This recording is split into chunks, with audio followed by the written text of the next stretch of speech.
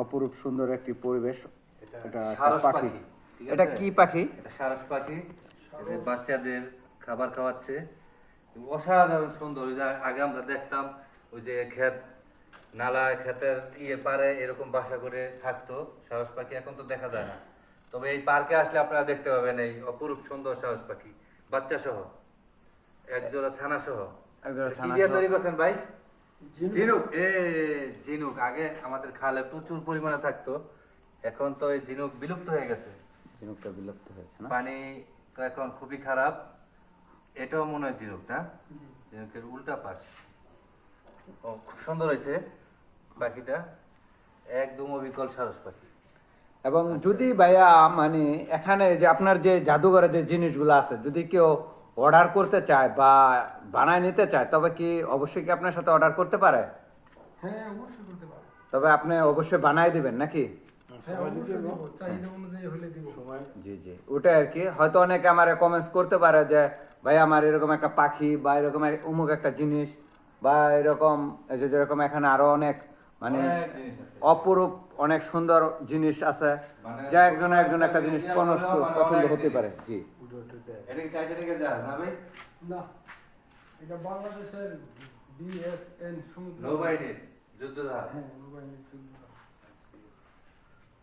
এরকম এখানে আরো অপরূপ সুন্দর অপরূপ সুন্দর একটি গ্রামের পরিবেশ। পরিবেশ, যেটা দেখলে মনটা জুড়িয়ে যায়। এখানে আপনারা যদি এরকম আরেকটি জাদুঘরের মতো একটি গ্রাম অঞ্চল তৈরি করতে চান, অবশ্যই আমাদের এই পার্কের কর্ণধার কুদরত আলী, ওনার সাথে যোগাযোগ করতে পারেন। তাহলে অবশ্যই তাকে সময় দিলে আপনাদের জন্য এরকম একটি সুন্দর পরিবেশের একটি গ্রাম অঞ্চল তৈরি করে দিবে। বা আপনাদের যদি এর মধ্যে কিছু এদিক সেদিক কাজ করার দরকার থাকে, সেটা তাকে বললে সে আপনাদের চাহিদা মতো ওই রকম কাজ করে দিবে, কোনো সমস্যা নেই। চাচা উক্কা খাইতেছে।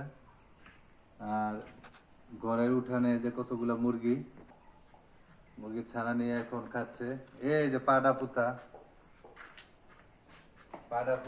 চুলা আছে, এই যে ডেক পাতিলা। আর এই যে গ্রামের আকর্ষণ সেই ডেকি, এই যে আমার মা চাচিরা যেগুলাতে আপনার ধান ভাঙতো, এই সেই ডেকি। অপরূপ সুন্দর একটি ডেকি।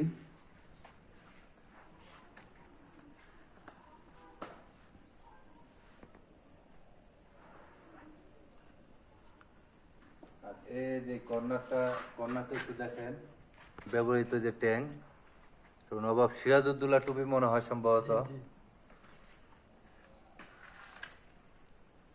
আর সমুদ্রের একটা ইয়ে। এই যে সমুদ্রের তলদেশের যেই দৃশ্যটা, ঝিনুকটা, হ্যাঁ যারা সমুদ্রের গভীরে গেছে তারা বলতে পারবে। এই যে ঝিনুক, এই যে মুক্তা, মানে সমুদ্রের নিচের যে দৃশ্যটা, সেই দৃশ্যটা। যেরকম আগের এই জায়গায় অঞ্চলে আছে- ছিল ওই যে খরম, হ্যাঁ খরম আগের জমিদাররা পড়তো।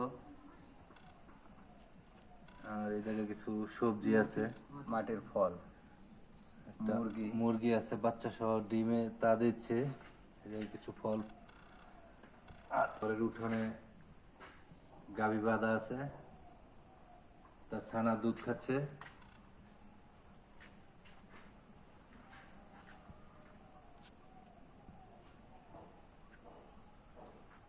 এটা কি ফল গাছ ভাই? বেল। বেল গাছ না? আর অসাধারণ একটি বেল গাছ। এই যে অনেক বেল ধরে আছে গাছে।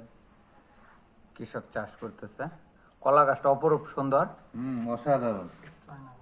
চায়না কলা গাছ। তাল গাছটা অপরূপ সুন্দর একটি তাল গাছ।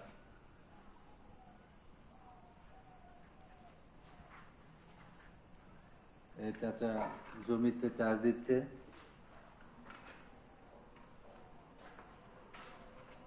আমরা তাল গাছটার আদলে দেখি।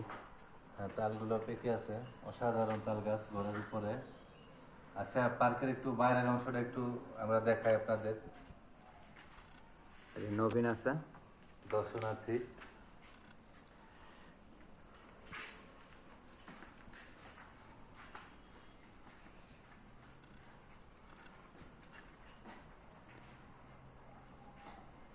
এই যে বিমানবন্দরে আমাদের বিমানবন্দরের কার পার্কিং এরিয়া, এটা একটু দেখতে দেখান। জিয়া আন্তর্জাতিক বিমানবন্দরের এই যে কার পার্কিং এরিয়া দেখেন, অবিকল একদম সেই আদলে তৈরি করা হয়েছে। আর এটা মনে হয় আহসান মঞ্জিল, আহসান মঞ্জিল, এটা আহসান মঞ্জিল।